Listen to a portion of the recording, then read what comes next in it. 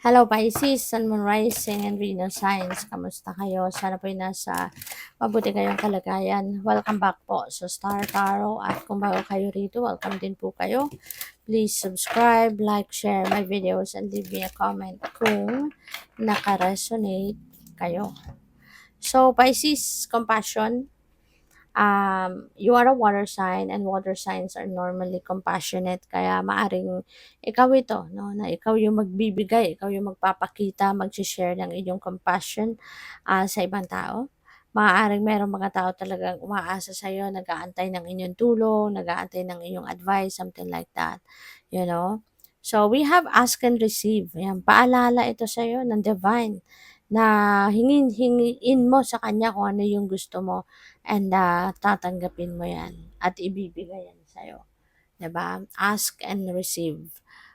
Kung ano man ito, maaring sa ngayon, no, pwedeng you can pause this video at ipagdasal mo na yan. Hingi ka kung anong gusto mong makuha, anong gusto mong ma-receive, ma-experience at a certain period of time. Ipagdasal mo na yan. 'Di ba? And you never know, baka mamaya pag uwi mo, nandoon na. 'Di ba? So, hindi natin alam kung kailan niya ibibigay, but yan sinasabihan ka na humingi ka at ibibigay ko at makukuha mo. So, what else? We have guardian angel. You are very lucky. You're blessed. Nagpaparamdam sa iyo yung inyong guardian angel. Nandiyan dyan siya. Lagi siyang nakabantay sa iyo. Lagi siyang nandiyan dyan. No? Kasi baka ang iba sa inyo, maybe you're feeling alone. You're feeling lonely. Ganyan. Kaya nagpaparamdam sa iyo yung guardian angel na hindi ka nag-iisa. I am here. I'm always here beside you. I'm always with you. So, pwedeng paramdam ito sa iyo. Mensahe ito sa inyo na huwag kang malungkot, huwag kang matakot kasi hindi ka nag-iisa. I'm always here for you. So, by the way, maraming salamat for subscribing. And if you haven't subscribed yet, subscribe na kayo. And also, maraming salamat din for not skipping the ads. Malaking bagay yan sa akin. And also, please click the join button sa baba ng video kung gusto ninyo na mag-join kayo sa membership. Okay? Salamat po. So, we have balance. Sabi dito, take time to relax. Kasi baka masyado naman kayong focus sa trabaho or focus sa social work, focus kayo sa pagtulong sa iba, pero yung sarili ninyo, baka nakakaligtaan ninyo. Baka yung sarili ninyo mga pangangailangan, pag-aalaga sa inyong sarili, baka na-overlook nyo na yan. Kaya this is a reminder para sa'yo. Take time to relax. Take time to take a time out. No? Kasi kailangan mo din na alagaan ang inyong katawan. Kailangan ang inyong sarili. Okay? Hindi po pwedeng puro trabaho, Pisces. Tao lang tayo. May kapaguran tayo. Merong hangganan ang lakas natin. Kaya kailangan lagi nating aalagaan ang ating sarili. Once in a while, we need to relax. We need to rejuvenate, recuperate, and recharge. Okay? Para na mabawi mo man lang yung pagod, 'di ba? Yung hirap ng sa katawan, 'di ba, na naranasan mo.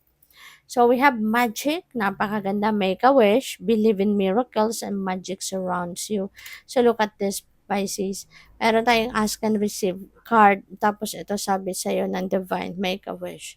So you know what, Pisces, mukhang handang-handa na ngayon ang divine universe na makinig sa iyong mga dasal, makinig sa kung ano man ang mga minimithi mo. God knows kung anong gusto natin. God knows kung anong best para sa atin. But it's also like a music in His ear. Diba? Kung alam niyang, kung tayo'y humihingi, kung tayo'y nagkikipag-usap sa Kanya, kahit tayo ay humihingi sa Kanya, nagwi-wish tayo, natutuwa siya niyan. No, na we are communicating with Him. Kaya ngayon, diba, sabi sa'yo, hingin mo na sa Kanya at ibibigay niya, matatanggap mo, tapos ito yung next card mo, make a wish. So, wish na. Mag-wish ka na. Isipin mo na ngayon kung ano yung gusto mong i-wish. And you can pause this video. I-pause mo muna.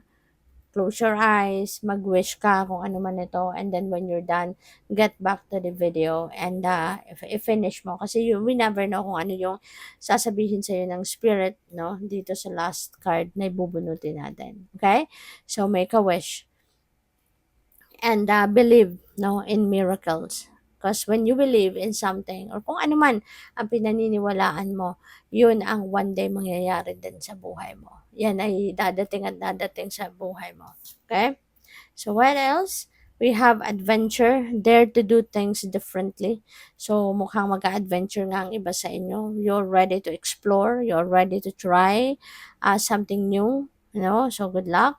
Manifest your travel dreams. Ayan. So baka ngayon, isa sa mga pangarap mo talaga ang magka-come to fruition, which is travel. Kaya po pwede, no, yung travel na to, pupuwedeng pasyal 'yan, pupuwedeng mag-a-adventure ka, maaaring magtu-tour ka sa kung saan at, so isa 'yan, so siguro sa bucket list ninyo 'no, and, you are manifesting that, travel dreams and, move to a new location. So pupuwedeng related ito sa trabaho.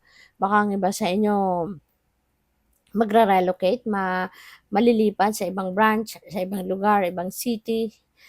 Pupuwede ngang iba sa inyo mangingibang bayan, mangingibang bansa. Maaaring may travel, may, tawag dito, job opportunity kayo abroad, kaya doon na kayo magtatrabaho. Pupuwedeng, an opportunity para mag-migrate kayo sa ibang bansa, puwedeng may gano'ng ganap, 'no. So, that is possible.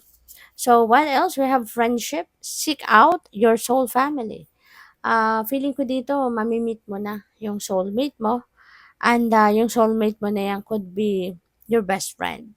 Maaring yung pagkikilala ninyo yan ay magde-develop into a deep friendship, 'no? Kasi yung soulmate, natin Pisces ano, 'pag nami-meet natin ang soulmate natin, not necessarily na nagiging romantic partner lang natin yung soulmate natin. Sometimes, yung soulmate natin becomes our friend, maaaring kaibigan, maaaring, kapatid natin minsan ano. Pero yeah, in this case, pupuwedeng magiging kaibigan mo. Kung sino man makikilala mong soulmate, mo ngayon, maaaring yan ay magiging kaibigan mo. Possible din na ang iba sa inyo sa ngayon, also, baka makilala mo yung soulmate mo na 'to or you will be making or meeting new friends sa mga party. Baka merong mga, socialization na ah, gagawin kayo dito. Maaaring meron kayong pupuntahan, may mga social gathering, maaaring meron kayong pupuntahang party, may mga pa-birthday, mga ganyan, or kung ano mang klase celebration. So, meron siguro kayong pupuntahan na ganyan. At pwede na doon yung makikita yung soulmate ninyo. We have polarity. Integrate your shadow side. There can be no light without dark. Understand the law of polarity. So, maari ngayon, meron din kayong pagkakataon na mas magkakaroon kayo ng deeper awareness and understanding about polarity. Maaaring may mga situation kayo ngayon na mas ma-appreciate ninyo yung liwanag, mas ma-appreciate din ninyo yung darkness. Kasi maiisip siguro ninyo, makikita nyo na ngayon na if there is no darkness, then hindi din ninyo makikita ang light. You won't be able to recognize the light, 'di ba? Kung walang dark.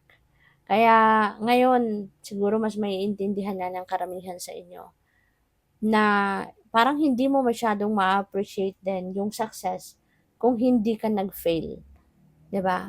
Kung hindi mo naranasan ang mag-fail, kung hindi mo maranasan yung nahirapan ka, parang papaano mo papaano mo, parang i-a-appreciate yung tagumpay mo, 'di ba? Kung napagtagumpayan mo, nalagpasan mo yung problema, 'di ba? Kaya, ngayon there is going to be a deeper understanding, 'no, of darkness and light. Good luck. Thank you for watching. Love and light. Namaste.